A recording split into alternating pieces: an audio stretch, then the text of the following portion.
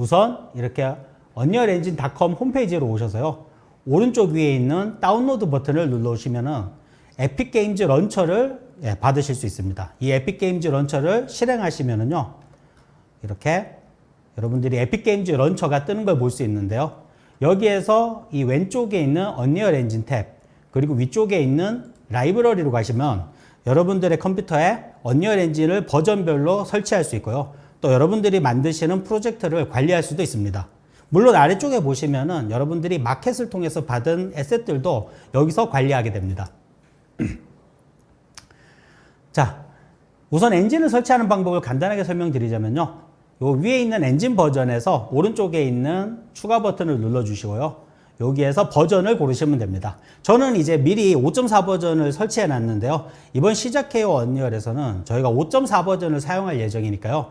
여러분들도 5.4를 설치하지 않으셨다면 꼭 5.4를 설치해 주시길 부탁드리겠습니다. 얼마 전에 공개된 언리얼 엔진 5.4는 특히 이제 애니메이션 부분에서 정말 효과적이고 또 강력한 기능들을 많이 추가했으니까요. 아마 여러분들이 써보시면서 그 강력함을 느끼실 수 있을 것 같습니다. 자, 그리고 하나 팁을 더 드리자면요. 이것도 몇 번 말씀드렸는데, 엔진을 설치하실 때 이렇게 설치를 누르면요.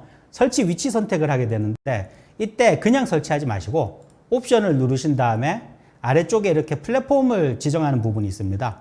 여기 지정된 옵션들을 다 해제해 주시면은 설치 용량을 조금 더 아낄 수 있으니까 이 부분 알아주시면 좋을 것 같습니다. 자, 그럼 저는 이제 엔진을 설치했으니까 취소하고요. 자, 이렇게 엔진까지 설치하셨다면은 아마 여러분들이 에픽 라운지를 통해서 이번 강좌에 사용할 샘플 프로젝트를 다운받는 거를 받으셨을 텐데요. 해당 샘플 프로젝트를요. 이렇게 보시면 다운받으시면은 아마 lsu2024_sample.zip이라고 되어 있습니다. zip 파일로 되어 있는데 요거를 적당한 위치에 압축을 푸시면 됩니다. 적당한 위치라고 말씀드렸는데 한 가지 주의하실 점은 가능하면은 이 폴더 경로명에 한글 폴더는 없도록 하시는 게 이제 혹시 모를 에러를 방지할 수 있으니까요. 이 부분 꼭 주의해 주시고요. 자, 이렇게 해서 더블 클릭해서 열어보시면은 아마 여러분들은 config, 콘텐츠, 그리고 여기 있는 lsu2024_sample.u 프로젝트라는 파일에서 3개가 있을 겁니다. 이게 보통 이제 그 외에도 몇 가지 이 폴더들이 여러분들이 엔진을 실행하면 더 생기게 되는데요.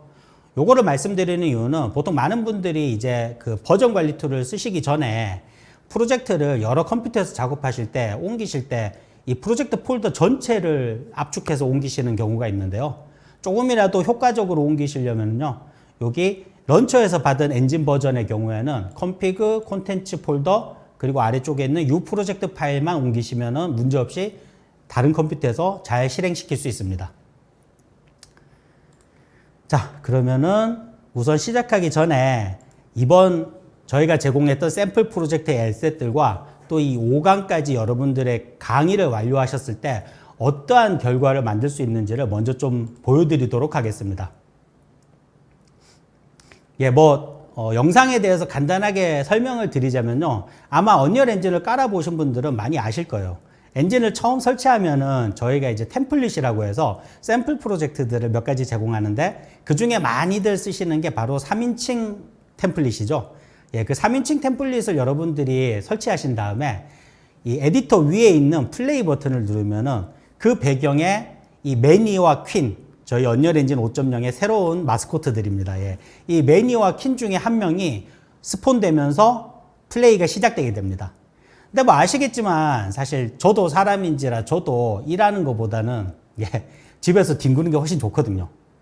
이제 저희가 생각해 볼 때 아마 매니와 퀸도 사실은 유저분들이 플레이를 누르기 전까지는 편하게 이 안락한 공간에서 뒹굴고 있다가 여러분들이 플레이를 누르면은 어쩔 수 없이 한 명이 가위바위보를 통해서 진 사람이 끌려나가는 게 아닐까라는 조금 재미있는 상상을 해보고 그거를 이번 강의에 어떤 결과물로 삼았습니다. 사실 저희는 이제 재밌다고 해서 준비를 해봤는데 여러분들이 보실 때 어떨지 모르겠지만 그래도 좀 좋게 봐주시면 좋을 것 같습니다. 자, 그러면은 이제 본격적으로 1강을 시작할 텐데요. 우선 여러분들이 처음 저희가 제공한 샘플 프로젝트를 여시면은요, 아마 죄송합니다. 여기 보시면은 요 레벨 LSU 2024 언더바 인테리어라는 레벨이 이렇게 실행되게 될 겁니다. 이 레벨에서 1강의 내용을 진행하도록 하겠습니다. 자, 우선 가장 크게 화면을 차지하고 있는 부분이 바로 뷰포트입니다. 사실 뭐 여러분들이 엔진으로 작업한다 그러면은 이 작업 공간이죠.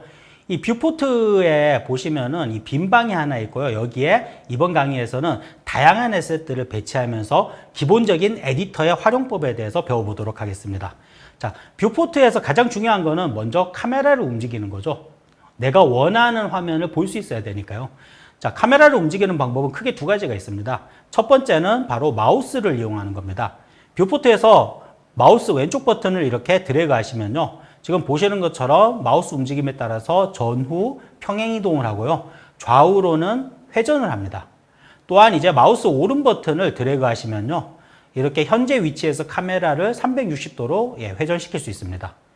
또 마우스 중간 버튼을 드래그 하시면은 보시는 것처럼 카메라가 상하 좌우로 평행 이동을 하게 됩니다. 사실 뷰포트에서 카메라 이동은 어떻게 보면은 에디터를 사용하는 데 있어서 가장 중요한 이 액션이기 때문에요. 여러분들이 굉장히 많이 사용하시면서 빠르게 익숙해지셔야 작업의 효율성을 올리실 수 있습니다. 자, 두 번째는 키보드를 이용하는 방법인데요. 지금 뷰포트에서 제가 마우스 아무 버튼이나 여기 뭐 왼쪽 버튼, 오른 버튼 상관없습니다. 아무 버튼이나 누르고 있는 상태에서 ASDW 키를 누르면요. 이렇게 전후 좌우 평행 이동 게임 같죠? 그리고 Q 버튼과 E 버튼으로 상하 평행 이동을 할 수 있습니다. 자, 그러면 지금부터 기본적으로 오브젝트를 하나 배치해서 실제로 레벨에 한번 놔보도록 하겠습니다. 여러분들이 레벨에 오브젝트를 배치하기 위해서는요, 컨텐츠 브라우저를 여셔야 됩니다. 언리얼 엔진의 컨텐츠 브라우저는 여러분들이 레벨이나 환경 그리고 컨텐츠를 구축하는 데 필요한 재료들, 에셋들이나 프랍들을 관리하고 저장하는 곳입니다. 자, 언리얼 엔진 5에서는 컨텐츠 드로어라는 새로운 인터페이스가 생겼는데요. 컨트롤과 스페이스 버튼을 누르면은 아래쪽에서 이렇게 서랍처럼 컨텐츠 브라우저가 튀어나오게 됩니다. 자, 이 상태에서 이렇게 콘텐츠 아래쪽에 아크비즈라는 폴더가 있고요. 이 아크비즈 안에 들어가시면은 메시라는 폴더가 있습니다.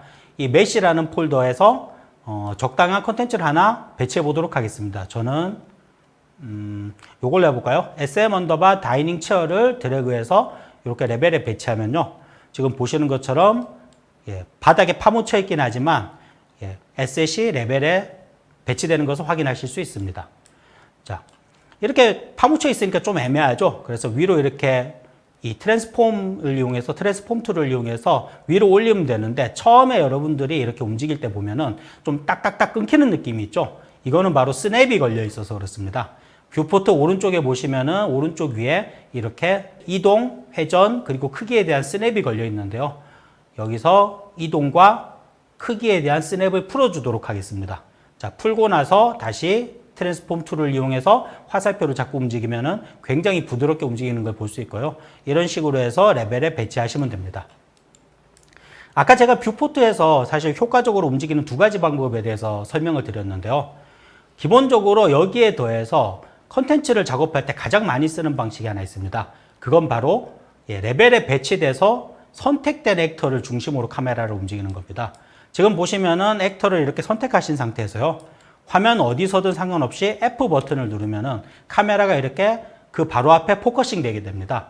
이 상태에서 여러분들이 Alt 버튼을 누른 채로 마우스 왼쪽 버튼을 드래그 하시면은 이렇게 선택된 오브젝트를 대상으로 카메라가 선외 이동을 하게 됩니다. 오브젝트를 살펴보거나 할 때 굉장히 유용하겠죠? 그리고 Alt 버튼을 누른 채로 마우스 오른 버튼을 움직이시면요. 이렇게 줌인 줌아웃을 선택된 오브젝트를 중심으로 하게 됩니다. 그리고 마우스 중간 버튼을 누르시고 움직이시면은 마찬가지로 패닝을 하게 되는데요. 자, 눈썰미가 있으신 분들은 여기서 눈치채셨을 텐데, 아까 제가 말씀드렸을 때 Alt 버튼을 누르지 않고 마우스 중간 버튼을 가지고 움직여도 사실 상하좌우 패닝을 하잖아요. 근데 여기 약간 차이가 있는 게요. Alt 버튼을 누르지 않고 움직이면은 카메라가 어느 방향을 보고 있든 월드축, 그러니까 이제 하늘 방향으로 위아래로 움직이게 되고요.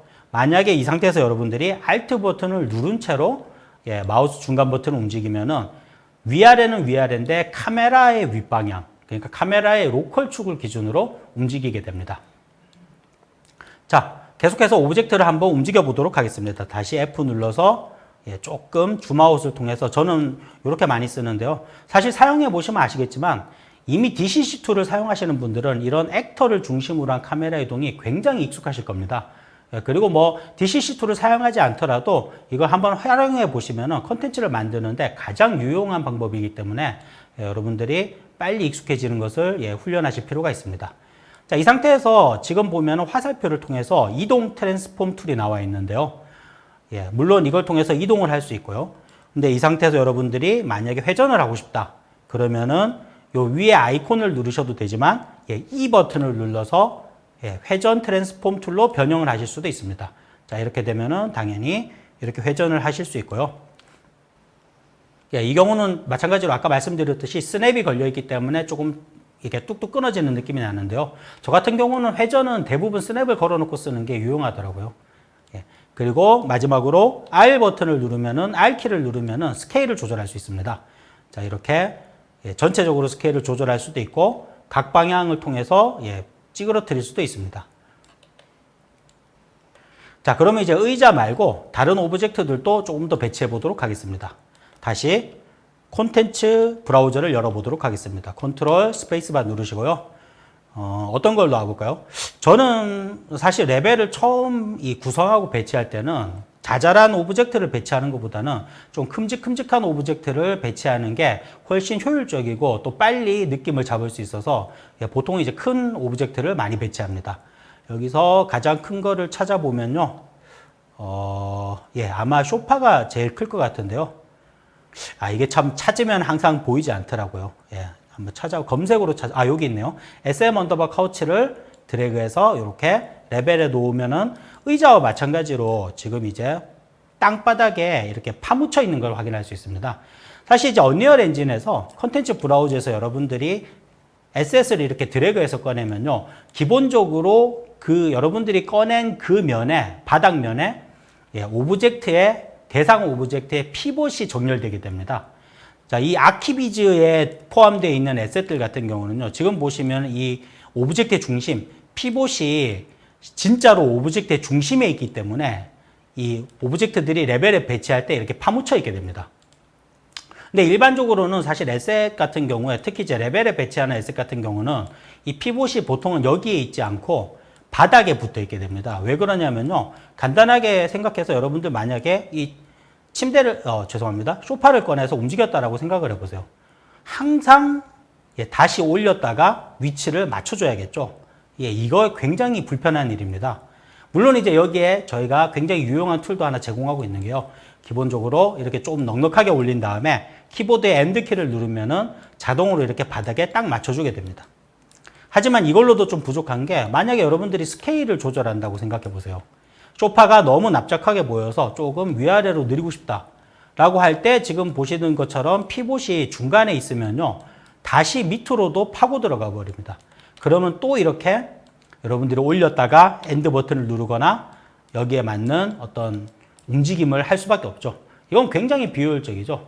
그래서 이제 대부분의 경우에 SF팩들은 보통 이제 오브젝트의 가장 중심에 바닥에 있기 마련인데요. 얘들은 그렇지가 않으니까 저희가 한번 직접 수정을 해보도록 하겠습니다.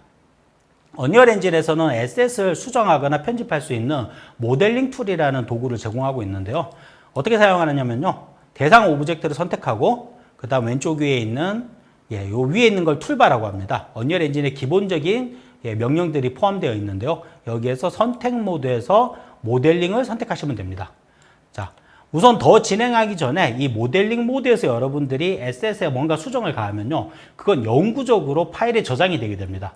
그래서 혹시 모를 사태를 대비하기 위해서 여러분들은 항상 모델링 툴에서 뭔가 수정하고 싶으면요, 이 에셋을 복제해서 백업을 하나 만들어 두는 것을 추천드립니다.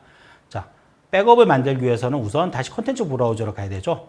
레벨에서 소파가 선택된 상태로 오른 버튼 클릭하시고 에셋 탐색을 누르시면은 콘텐츠 브라우저에서 바로 찾아줍니다. 자, 이렇게 선택되어 있는 카우치를 선택된 상태에서 컨트롤 D를 누르면요. 이렇게 복제가 되죠. 그럼 여기다가 제가 이름을 피봇이라고, 예, 이 캡슐 키가 켜져 있었네요.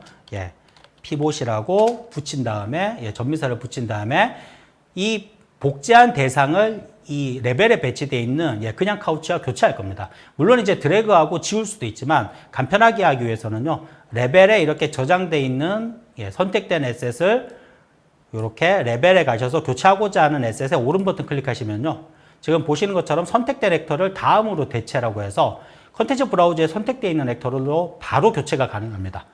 이걸 눌러주시면은, 뭐 물론 지금 소파를 그대로 복제해서 교체한 거라서 별 티는 안 나지만요, 예, 카우치가 카우치 언더바 피봇으로 교체가 되었고요. 자, 이걸 가지고 모델링 툴에서 피봇을 수정해 보겠습니다. 선택하고, 예, 모델링 툴로 가셔서 혹시 여러분들이 좀 따라 하실 때 조금 속도가 빠르거나 해서 따라하지 못하신다 하더라도 너무 걱정하실 필요는 없는 게, 이 시작해요 원리얼 같은 경우는 영상으로 다시, 예, 제공이 되기 때문에 혹시 놓치신 부분이 있더라도 걱정하지 마시고, 예, 또 보시면 좋을 것 같습니다. 자, 이 상태에서 엑스폼으로 가시면은 에디트 피봇이라고 있습니다. 에디트 피봇을 누르시면요, 지금 보시는 것처럼 이렇게 좀 색다르게 생긴, 예, 트랜스폼 툴이 나오죠. 그리고 이게 바로 여러분들이 움직였을 때 피봇의, 예, 가로 세로 회전을 조절할 수 있게 됩니다. 물론 이제 여러분들이 직접 조절할 수도 있지만 사실 이거 직접 조절하는 거 쉽지가 않죠. 쉽게 사용하기 위해서는요, 이 모드에서 박스 위치에 보시면은 항상 센터 그리고 버텀, 이 두 개를 순차적으로 눌러주시면은 피봇이 오브젝트의 가장 바닥 중앙에 배치되게 됩니다. 자, 이 상태에서 그냥 나가시면 안 되고요. 항상 모델링 모드에서 여러분들이 뭔가 수정을 하시면 수락을 눌러서 저장을 하셔야 됩니다. 자, 이렇게 저장하면은요, 조금 이제 가끔 가다가 저장하는데 시간이 걸릴 수도 있는데요. 예, 그런 부분은 조금 양해해 주시면 좋을 것 같습니다. 자, 이거 잘 안 보이니까 의자는 지우고 딜리트 키로 지우면 됩니다. 자, 이 소파도 지우고 제대로 피봇이 수정되어 있는지 확인해 보도록 하겠습니다. 다시 콘텐츠 브라우저 가셔서, 예, 카우치 언더바 피봇을 드래그해서 꺼내면은, 자, 예, 아까하고 다르게 소파가 바닥에서 올라와 있죠. 예, 파묻히지 않고 잘 배치되어 있는 걸 볼 수 있습니다. 여기서 만약에 제가, 예, R 버튼을 눌러서 스케일을 조절한다 하더라도 바닥으로 파고들지 않고, 예, 적절하게 크기 조절이 가능해서 사실은 이제 작업 효율이 굉장히 올라가는 것을 알 수 있습니다. 자, 여기까지 하셨으면요, 예, 이제 소파를 한번 배치해 보도록 하겠습니다. 소파는 뭐 정석이죠. 근데 이제 소파를 배치하려고 카메라를 줌아웃 하니까 지금 천장 때문에 굉장히 화면이 제한돼서 불편하죠. 예, 이런 경우에 여러분들이 쓸 수 있는 게 바로 하이드 기능입니다. 천장을 선택하시고요. 그리고 오른쪽에 보면 아웃라이너라는 창이 있습니다. 이 아웃라이너는 현재 레벨에 배치되어 있는 모든 오브젝트들을 보여주는데요. 이제 기본적인 위치는 오른쪽 위지만 저는 이제 아웃라이너가 보통 위아래로 길게 정보를 보여주기 때문에 이렇게 탭을 잡고 드래그해서 보통은 이렇게 왼쪽에 붙여 놓습니다. 왼쪽에 붙여 놓으신 다음에요, 사실 이거를 매번 볼 필요는 없기 때문에 이 탭에서 오른 버튼을 클릭하시고, 예, 사이드바의 고정, 이걸 누르시면 이렇게 필요할 때마다 서랍처럼 이렇게 꺼낼 수 있습니다. 이렇게 하시면 굉장히 편리하고요. 그리고 공간도 많이 차지하지 않기 때문에 굉장히 효과적으로 사용할 수 있습니다. 천장 선택하시고 아웃라이너 보시면은 선택된 오브젝트가 이렇게 눈 모양의 이 아이콘이 있는데요. 이 아이콘을 눌러서 꺼주시면은, 예, 작업하기 굉장히 편하겠죠. 또한 이제 여기서 한 가지 더 말씀드릴 팁이 있는데요. 여러분들이 만약에 레벨에서 작업을 하다 보면은 여기 봤다가 또 여기 봤다가 또 여기 보고 왔다 갔다 해야 될 상황이 있죠. 근데 그럴 때마다 사실 카메라를 정교하게 다시 원래대로 돌아가는 건 불가능에 가깝습니다. 또한 이제 그걸 왔다 갔다 하는데 드는 시간도 많지가 않고요. 그래서 언리얼 엔진에는 여러분들의 카메라 위치를 저장할 수 있는 기능을 북마크라고 해서 제공하고 있습니다. 사용법은 굉장히 간단한데요. 제가 만약에 이제 이 소파가 보이는 이 전경을, 예, 앞으로 계속 봐야 된다라고 하시면은 카메라를 적당히 이렇게 배치하시고 컨트롤 키와 숫자 키를 같이 눌러주시면 됩니다. 그러면 아래쪽에 북마크를 저장함이 나오죠. 저는 지금 컨트롤 1번을 눌렀는데요. 이제 이렇게 다른 곳을 보고 움직이다가 키보드 1번을 누르시면은, 예, 카메라가 다시 돌아가게 됩니다. 보통 이제 레벨마다 이 북마크는 0에서 9까지 10개를 저장할 수 있으니까요. 여러분들이 적극적으로 사용하시면 굉장히 효과적으로 작업의 효율을 올릴 수 있습니다. 자, 그럼 이제 소파를 배치하고 우선 이제 레벨을 조금 더 꾸미기 전에 저는 요 벽 구조를 보면요. 벽이 너무 돌출돼 있고 또 이 공간도 좁은데 사실 이 부분이 너무 공간이 죽는 느낌이 납니다. 그래서 여기를 사실 이렇게 완전히 튀어나온 벽이 아니고 일종의 그 아트월처럼 중간에만 살짝 튀어나와 있는 아트월처럼 만들어서 여기에 TV를 장식하려고 합니다. 사실 뭐 아시겠지만 마켓에서 구한 이 에셋이나 제공되는 에셋들이 여러분들의 입맛에 완전히 맞게 딱 좋은 에셋을 구하는 거는 쉽지가 않죠. 아무리 퀄리티가 높아도 사실 제가 원하는 거하고는 조금 다를 수 있으니까요. 이런 경우에 모델링 툴을 쓰면은 여러분들이 원하는 형태로 얼마든지 수정이 가능한데요. 예, 제가 이제 요거를 모델링 툴을 통해서 수정하는 법을 한번 보여드리겠습니다. 당연히 지금 이 부분에서 요 중간에만 튀어나오고 가쪽은 다시 이 하얀 벽이 들어가게 하려면요. 중간을 자른 다음에 좌우를 미러로 붙이면 되겠죠. 자, 오브젝트 선택하시고요. 모델링 모드가 켜져 있는 상태에서 여기 모델을 누르시고요. 여기 플랜 컷이라고 있습니다. 플랜 컷을 누르시면은 이 해당 오브젝트의 이 축을 기준으로 그냥 날아가 버립니다. 이 축을 스냅이 걸려 있으니까 회전을 통해서 90도로 이렇게 돌려주시면은 정확히 회전이 이렇게 잘리겠죠. 자, 이렇게 해서 위치도 조금 적절하게 조절해 주고요. 한 이 정도 간격이면 될 것 같습니다. 조금 넓으려나요? 그러면 조금 더 좁히고, 뭐 이건 나중에도 수정할 수 있으니까요. 또 이거를 오브젝트를 좌우로 이제 붙일 거라서 이 중간에 잘린 면에 이 구멍을 채울 필요는 없습니다. 그래서 구멍 채우기도 비활성화해 줍니다. 자, 이 상태에서 모델을 한 번 더 누르시고요. 물론 수락을 하고서 저장을 하고 누르셔도 되지만 모델을 한 번 더 누르셔서 작업을 중복한 다음에 마지막에 저장하셔도 됩니다. 여기 보시면 미러라는 툴이 있는데요. 미러를 한번 눌러보겠습니다. 미러를 누르시면은 여러분들 지금 화면에는 안 보이지만 저쪽에 이미 이 축을 기준으로 복사돼서 가 있죠. 저 복사축이 이쪽으로 오도록 한번 수정을 해보도록 하겠습니다. 뭐 움직여서 해도 상관없지만 제일 편한 거는 여기 프리셋 미러 방향을 사용하는 겁니다. 여기서 뭐 얼추 비슷하게 눌러보면은요, 이렇게 어딘가 하나는 여러분들이 원하는 대로 딱 들어붙게 돼 있습니다. 자, 저 같은 경우는 백워드죠. 여기까지 하셨으면은 이제 수락을 눌러서 이 오브젝트를 저장해 줍니다.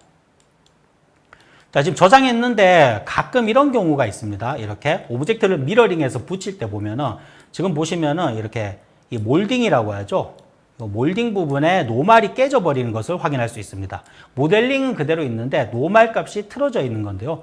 이런 경우에는 여러분들이 이걸 간단하게 수정할 수 있는 방법이 있습니다. 바로 선택하시고 여기 보시면은 어트리뷰트 가시면요. 노말이라고 노말을 수정할 수 있는 메뉴가 있고 누르신 다음에 노말을 재계산해 줄 수 있습니다. 자, 이 상태에서 지금 반영이 없으니까 옵션을 바꿔보죠. 저는 노말 분할 메서드를 여기 있는 페이스 노말 스레드홀드로 이건 60도가 넘으면은 노말을 끊어주고 60도 이하는 그냥 부드럽게 연결해 주는 겁니다.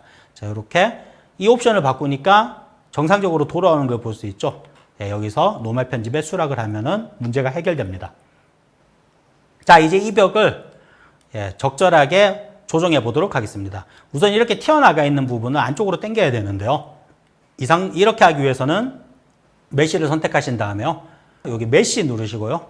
오른쪽 위에 보면은 트라이앵글 에디트라고 있죠. 트라이앵글 에디트를 누르시면 이렇게 페이스, 엣지, 그리고 버텍스를 선택할 수 있습니다.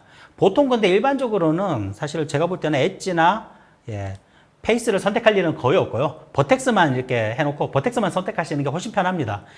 메쉬가 아주 심플하면은 엣지라든지 이 페이스를 선택하는 것도 의미가 있지만 여러분들이 마켓에서 구하는 에셋은 대부분 굉장히 복잡하고 또 이제 디테일이나 밀도가 높기 때문에 이 경우는 그냥 버텍스로 설정해 놓으시는 게 제일 편합니다. 자, 이렇게 하신 다음에 그냥 마우스 왼쪽 버튼을 이렇게 드래그 하시면은 버텍스가 선택이 되죠. 그 다음에 그냥 이렇게 움직이시면 됩니다. 움직이고 이때 F를 누르면은 선택된 애들을 포커싱 해 주니까요. 좀 더 정밀하게 위치를 잡을 수 있겠죠. 자, 여기까지 하셨으면은 아까 말씀드렸듯이 사실 여기 너무 벽이 많이 튀어나와 있는 부분이 있는데요. 이 부분도 수정을 해보도록 하겠습니다. 사실 이렇게 생긴 거는 어떻게 선택하는지 조금 혼란스러울 때가 있는데요. 제일 간단한 방법은 옆이나 위 같이 제가 원하는 이 버텍스들을 이렇게 한 번에 드래그해서 선택할 수 있는 형태로 만들고요.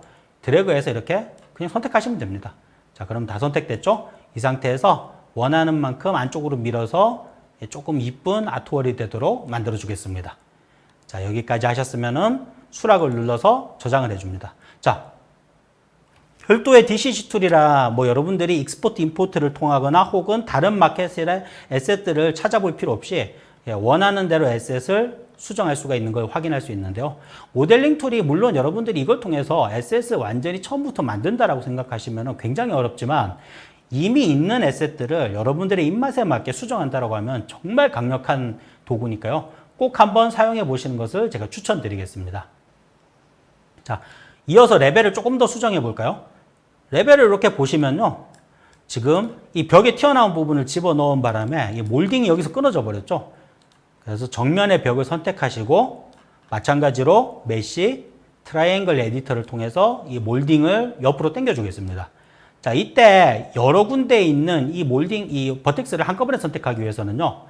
먼저 드래그해서 일부를 선택하고 그 다음에 쉬프트 버튼을 누른 채로 드래그 하시면은 이렇게 추가로 선택이 가능합니다. 마찬가지로 컨트롤 키를 누르고 드래그 하시면은 선택된 애들을 추가로 제외도 가능하고요.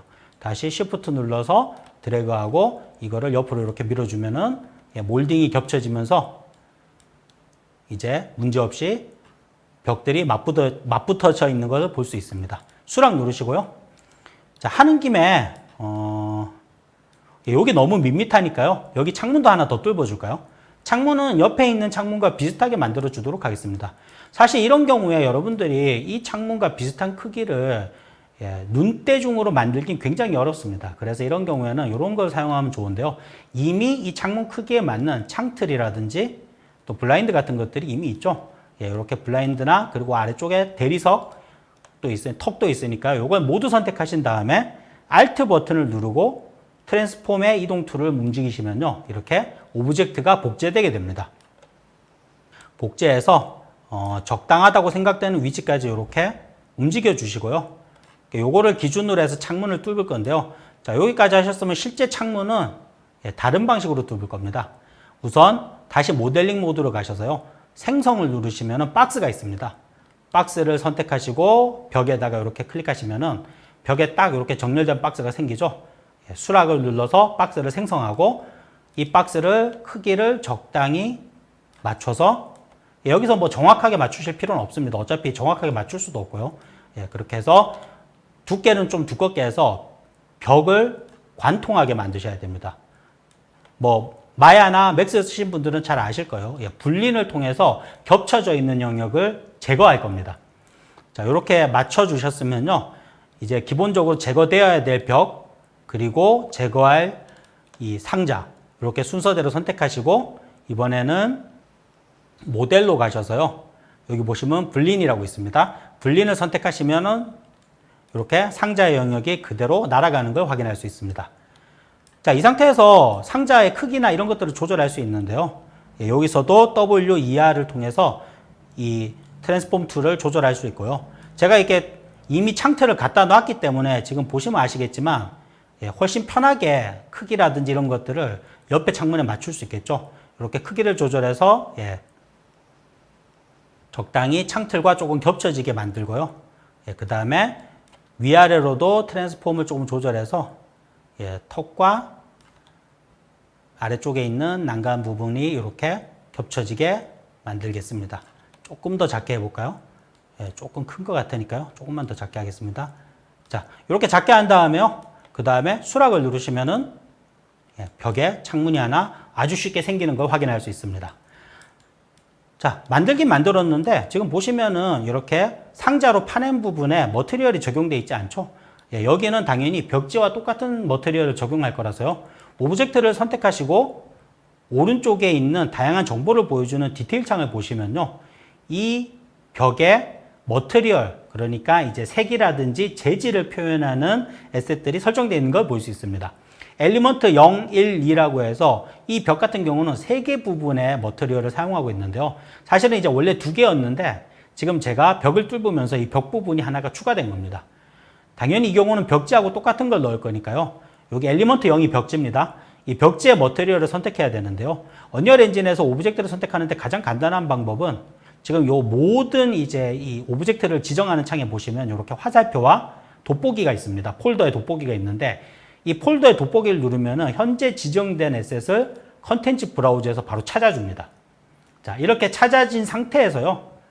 그대로 엘리먼트 2로 가서 이 화살표를 누르면 반대로 이 화살표는 컨텐츠 브라우저에서 선택된 에셋을 여기다 바로 지정해 주는 겁니다. 딱 지정하면은 벽지와 똑같은 머터리얼이 적용된 것을 확인할 수 있습니다.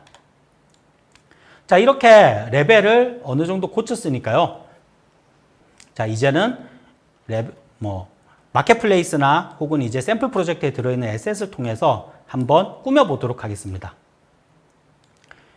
우선 이제 여러분들이 콘텐츠 브라우저를 여시면요. 아까 제가 아크비즈를 말씀드렸는데, 아크비즈 뿐만이 아니라 아래쪽에 보시면 이렇게 TM Chairs and Table Pack. TM은 트윈모션입니다. 트윈모션 Chairs and Table Pack과 그 아래쪽에 있는 하이테크 팩이 있습니다. 물론 이제 이렇게 폴더 안에 들어가시면은 사실 이제 메시가 다 폴더로 분리되어 있어서 원하는 오브젝트를 이렇게 선택하는 걸 쉽진 않습니다. 게다가 이제 오브젝트가 굉장히 많아지면 이거를 일일이 하나하나 찾아서 폴더를 본다라는 게 말이 안 되죠.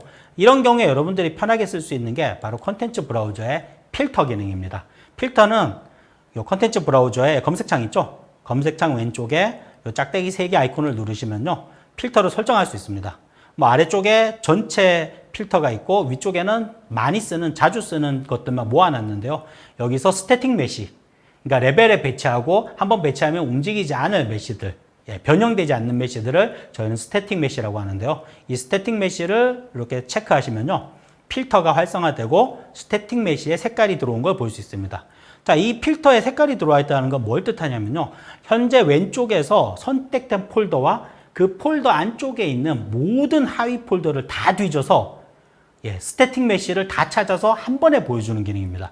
그러니까 아까는 이게 TM Chairs and Tables Pack 안쪽에 각각 오브젝트마다 폴더로 나눠져 있었지만 지금은 이제 이 팩 폴더만 선택해도 그 안에 있는 모든 오브젝트들을 보여주죠.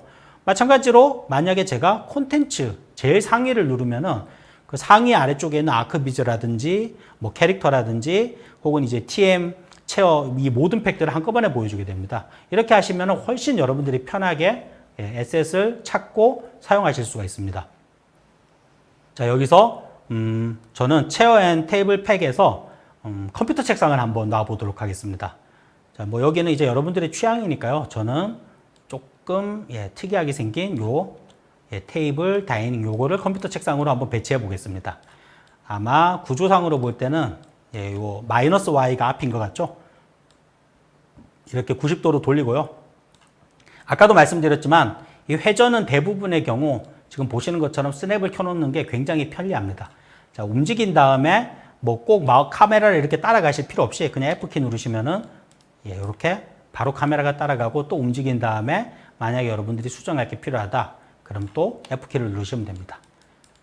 자, 당분간 모델링 모드는 쓰지 않으니까요. 모델링 모드는 다시 선택 모드로 돌려놓겠습니다. 그럼 이렇게 창을 넓게 쓸 수 있고요. 자, 이 상태에서 여기에다가 컴퓨터 책상이니까요. 컴퓨터, 모니터, 그리고 키보드 같은 것들도 한번 배치해 보도록 하겠습니다. 자, 이렇게 트윈모션 하이테크 팩이 이름 그대로 컴퓨터가 많겠죠. 지금 보시면은 모니터라든지 스피커라든지 전자제품들이 굉장히 나와 있는데요. 여기에서 저는 컴퓨터 0이 한번 놔볼까요? 0이 컴퓨터를 이렇게 드래그해서 레벨에 배치가 안 됐네요. 다시 드래그해서 이렇게 배치하시면은 컴퓨터가 나오고요. 자, 이 상태에서 이렇게 90도 돌려주고 적당히 책상 옆에 놓도록 하겠습니다. 이렇게 놓으신 다음에 사이즈를 조금 키울까요? 지금 보니까 컴퓨터가 정면이 Y인 것 같거든요. 지금 여러분들이 오브젝트를 언리얼 엔진에서 움직일 때는 이 축이 항상 월드와 로컬 두 가지 축이 있습니다.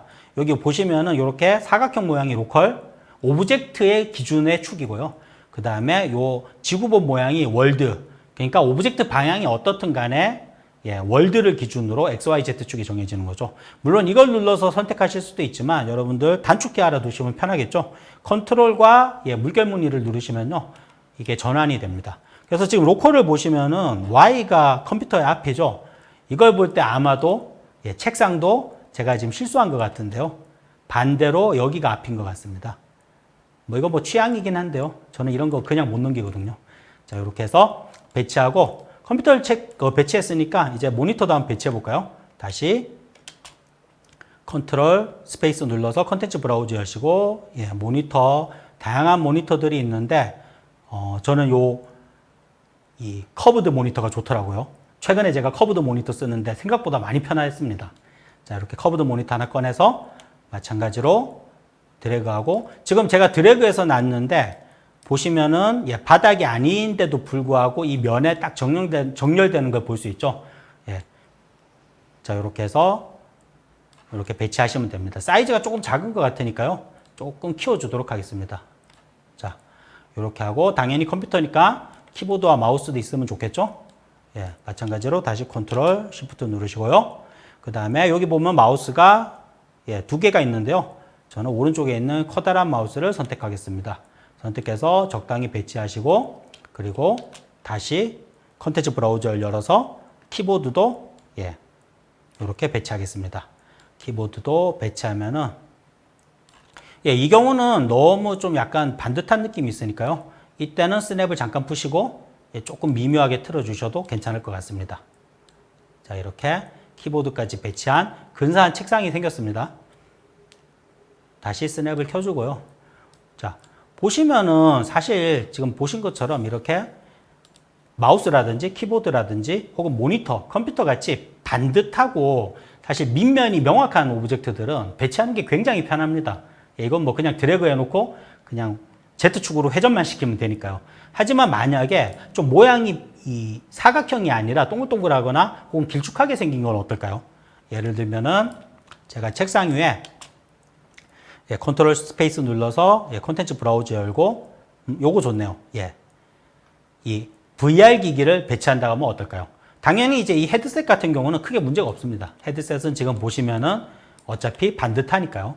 근데 이제 문제가 뭐냐면은 이 헤드셋에 딸려 있는 컨트롤러죠. 자, 컨트롤러 같은 경우는 지금 보시면은 모양이 굉장히 형이상학적으로 생겼죠. 지금 두 개를 같이 꺼내서 두 개가 겹쳐져 있는데요. 자, 이런 것들은 사실 배치하기가 쉽지가 않습니다. 일반적으로 배치하려면은 이렇게 스냅을 끄고 그럭저럭 자연스러워 보일 때까지 이렇게 회전시키는 방법밖에 없죠. 당연히 힘들고 어렵고 또 확신도 안 쓰죠. 이게 자연스러운 건가? 자, 이럴 때 여러분들이 사용하실 수 있는 또 굉장히 유용한 팁을 하나 알려드리자면요. 자, 이 경우는 이 오브젝트들을 조금 넉넉하게 위로 띄우고요. 두 개를 같이 선택한 상태에서 디테일 창에 가시면요. 자, 이렇게 선택하시고 디테일 창에 가시면은 전체 아마 여기 일반으로 돼 있어서 오브젝트가 몇 개 없는데요. 전체를 누르시면 이 오브젝트가 가지고 있는 모든 속성을 확인할 수 있습니다. 자, 여기 보시면은 피직스 시뮬레이트라고 있죠. 요거를 체크해 주겠습니다. 이걸 체크하고 난 다음에 이 툴바로 가셔서요. 이 플레이 버튼들이 모여 있는 곳에 삼각형 점 3개가 있는 아이콘이 있고 이걸 눌러서 플레이 모드를 시뮬레이트 모드로 활성화시켜 줍니다. 자, 활성화시켜 주면요. 이렇게 물리적으로 오브젝트가 땅에 떨어지죠. 그래서 굉장히 자연스럽게 배치되어 있는데 여기서 끝이 아니고 여러분들이 원하는 대로 이 시뮬레이트 모드 상태에서 월드 축으로 바꾸겠습니다. 이렇게 움직이면서 여러분들이 필요한 만큼 좀 더 수정할 수 있습니다. 예를 들면은 얘 같은 경우는 사실 로컬로 바꾼 다음에 앞으로 엎어지게 할까요? 이렇게 해서 이렇게 해서 엎어지게 이 생각보다 이것도 쉽지가 않네요. 이렇게 해서 이야 오랜만에 도전 욕구를 불태우는데 이게 아무래도 시뮬레이션 모드에서는 이게 어쩔 수 없습니다. 자, 됐습니다. 드디어 됐네요. 자, 다시 월드로 바꾼 다음에 이동할 때는 월드가 나가니까 이렇게 해서 적절하게 여러분들이 충분히 자연스럽게 배치가 되었다 라고 생각하실 때요. 이 상태에서 시뮬레이션 모드를 끄지 마시고요. 시뮬레이션 모드 상태에서 여러분들이 뭔가 수치를 조절하거나 오브젝트를 움직이면요. 시뮬레이션이 중지되는 순간에 다시 원래대로 돌아갑니다. 저장되지 않고요. 그래서 이 경우에는 이렇게 움직인 컨트롤러 두 개를 선택하고 오른 버튼 클릭해서 아래쪽에 시뮬레이션 변경 내용 유지 요거를 눌러주면 됩니다. 이거를 눌러주면은요. 이제 시뮬레이션 모드를 끄더라도 시뮬레이션 모드를 끄더라도 지금 보시는 것처럼 위치가 그대로 저장되어 있게 됩니다. 자, 방금 이렇게 시뮬레이션을 켰을 때는 갑자기 어두워지고 시뮬레이션을 껐을 때 갑자기 밝아지는 현상이 있는데요. 그거는 왜 그러냐면요. 딴 게 아니고 지금 저희가 천장을 숨겨놨잖아요. 그러니까 숨긴 거는 에디터 모드에서 숨겼기 때문에 에디터 모드로 나오면 천장이 없어져서 갑자기 밝아지는 거고요. 플레이라든지 시뮬레이션 모드로 들어가게 되면은 당연히 에디터에서 숨긴 오브젝트들은 다시 튀어나오게 됩니다. 그래서 순간적으로 어두워지는 거죠. 혹시 뭐 궁금하실 분들이 있을까봐 그렇게 한번 설명을 드렸고요. 자, 이렇게 해서 책상에 그럭저럭 괜찮게 꾸며봤습니다. 뭐 여러분들은 시간 여유가 있으시니까요. 다양한 오브젝트들, 뭐 스피커라든지 뭐 이런 것들, 장식품이라든지 꽃이나 화환 같은 것도 꾸며보시면 좋을 것 같습니다. 자, 이렇게 배치하고 난 다음에 이걸 그대로 두면은 사실 나중에 관리하기가 굉장히 어렵습니다. 만약에 여러분들이 책상을 만약에 조금 옮기고 싶어질 때가 있잖아요. 옆으로 조금 더 옮겨야 되는데 이럴 때 뭐 지금 보시면은 다른 모든 이 책상에 종속되어 있는 오브젝트를 다 하나하나 움직여야 되죠. 그래서 이런 경우에는요, 아웃라이너로 가셔서 지금 이렇게 정리를 어느 정도 해주시는 게 좋습니다. 뭐 정리하는 방법은 사람마다 다른데요. 저 같은 경우는 이렇게 책상과 책상에 기속되어 있는 경우는요, 일단 전체적으로 책상에 있는 오브젝트들을 이렇게 다 선택하신 다음에요. 이렇게 컨트롤러까지 선택하고 난 다음에 한번 움직여 보시면은 다 선택되는지 확인이 되죠. 컨트롤 Z로 돌아가고 아웃라이너로 가셔서 여기서 뭐 컨트롤 G를 눌러서 그룹으로 만드는 분들도 계시는데 저는 사실 그룹이 그렇게 편하진 않더라고요. 저 같은 경우는 어떻게 하냐면요. 선택된 상태에서 요 아웃라이너 검색창 오른쪽에 보면은 폴더가 있습니다. 요 폴더 생성 버튼을 누르시면은 이렇게 선택된 애들을 하나의 폴더로 엮어줍니다. 이 폴더 이름을 제가 데스크라고 하겠습니다. 데스크라고 하면은 이제 데스크 안에 이렇게 오브젝트들이 선택돼서 쉽게 여러분들이 관리할 수 있고요. 이걸로도 끝은 아니죠. 이렇게 한다고 해서 사실 책상을 움직였을 때 다른 것들이 따라 움직이진 않습니다. 그리고 언리얼 엔진에서 이 아웃라이너의 폴더는 사실 이동이나 이런 것들이 안 됩니다. 그냥 그야말로 모아주는 역할만 하기 때문에요. 이 경우에는 이제 전체적으로 아웃라인에서 싹 선택하시고요.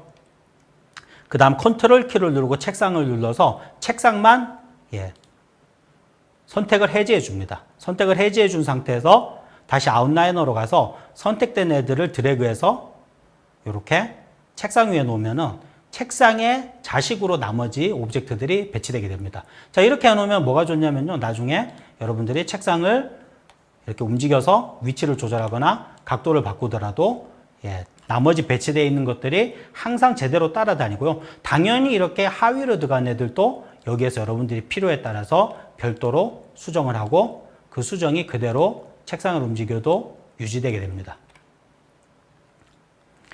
자, 이렇게 해서 책상까지 한번 정리를 해봤는데요. 아까 제가 아트월을 만들면서 TV를 붙이고 싶다고 했죠. 그래서 여기다가 TV까지 한번 붙여보도록 하겠습니다.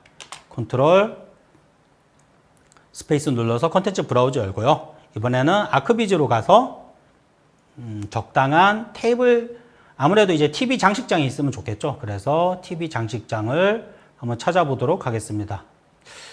요것도 좀 이뻐 보이긴 한데 저는 약간 재난 스타일이 좋아서 요 사이드 테이블을 쓰도록 하겠습니다. 사이드 테이블을 꺼낸 다음에 이렇게 마찬가지로 요것도 아크비즈의 에셋이기 때문에 피봇이 중간에 붙어서 이렇게 땅바닥에 파묻히는데요. 이때는 그냥 위로 올리신 다음에 엔드 버튼 눌러주시면 됩니다. 그리고 적당히 벽에 붙이시고 완전히 붙이실 필요는 없죠. 여기 조금 떨어주고, 왜냐면 전선 같은 것도 뒤에 통하니까요. 그리고 너무 좁으니까 나중에 꾸밀 때 이 위에다가 뭐 이렇게 턴테이블이라든지 혹은 이제 전자장비나 DVD 플레이어 같은 거 놓을 때 너무 좁으면 안 되니까 크기를 조금 조절해 주겠습니다. 다시 하고 좌우도 아트월에 맞춰서 조금 좁혀주고요.